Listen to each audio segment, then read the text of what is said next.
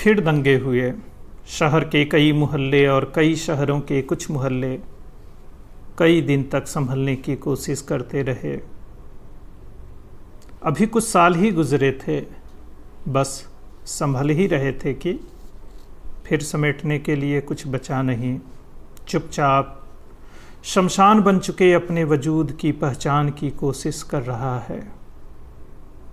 तभी भीड़ की आवाज़ बढ़ने लगी। शोर बहुत तेज था।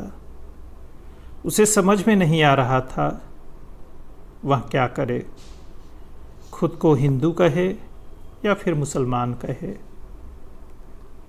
उसने ऐसा कोई लिबास भी नहीं पहना था जिसे पता चलता कि वह हिंदू है कि मुसलमान है। मतलब वह किस ब्रांड से बिलोंग करता है। वह अपने वजूद की तलाश में इस कदर खोया था, शोर के शब्द वह समझ नहीं पा रहा था। भीड़ एकदम उसके करीब आ गई। उसमें कई लोग उसके अपने थे, रोज का मिलना जुलना था। तभी उसने एक बच्चे से पूछा, तू इनके साथ क्या कर रहा है?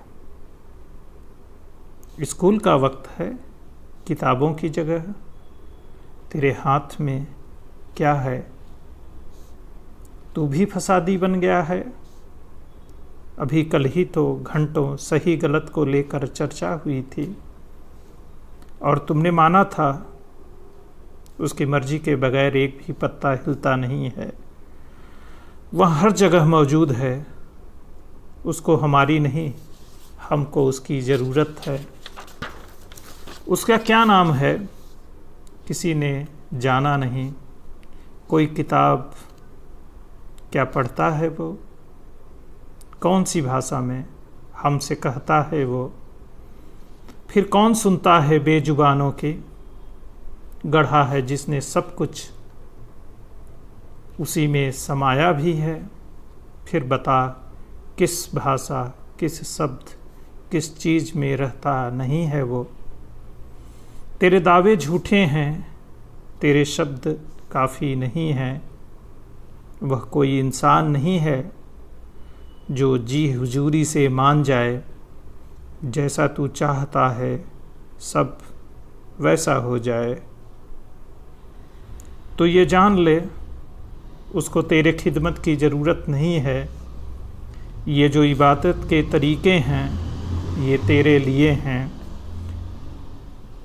जब सफ़र पर कोई निकलता है तो कुछ देर ठहर कर सोचता है कहाँ जाना है, कैसे जाना है, कौन सा सामान साथ रखना है, मौसम कैसा है, वहाँ किस तरह रहना है, कौन सी ज़बान बोली जाती है, कौन सी पोशाक पहनी जाती है, कहीं ठंड बहुत ज़्यादा तो नहीं है या फिर हर तरफ रेत है, सिर्फ तपन रहती है, ऐसे ही बन जाती है खाने पीने पहनने की आदतें, और उसका अपनी ज़ुबान में कोई नाम रख देता है।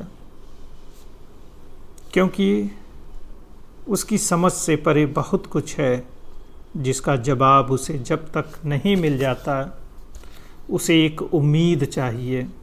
कोई है जो उसे हर वक्त देखता है, वह उसके अंदर भी है और बाहर भी है।